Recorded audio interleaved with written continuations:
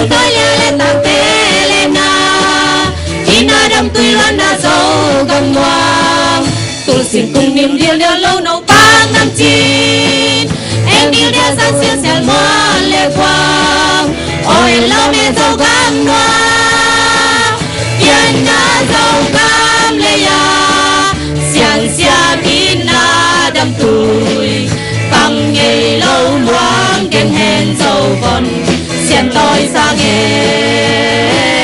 dâu vẫn khăn cung so đi Dâu găm lấy tăng xia đi Hôm tôi sang hèn nó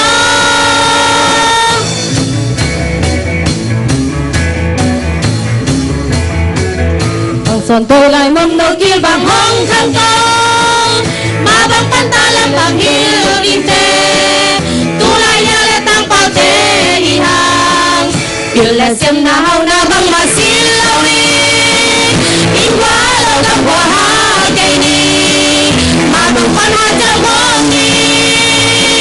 Biên na dâu gam lê ya Xiang xiang in na đâm tuổi Cầm nghề lâu loang đêm hẹn dâu cầm Xem tôi sang hẹn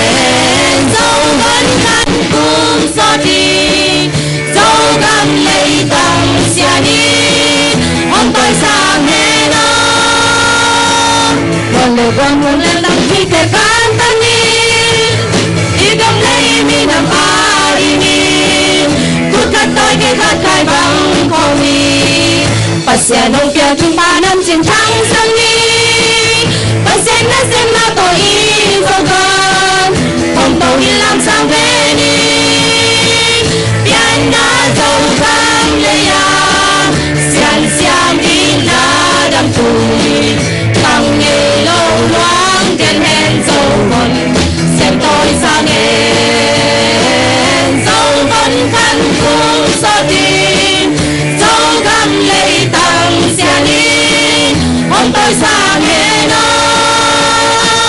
Biên na dâu gam lê ya Xiang xiang in na đâm tuổi Cầm nghề lâu loang kèn hèn dâu vần Xem tôi sang hèn dâu vẫn khăn cùng so tin Dâu găm lấy tăng xia đi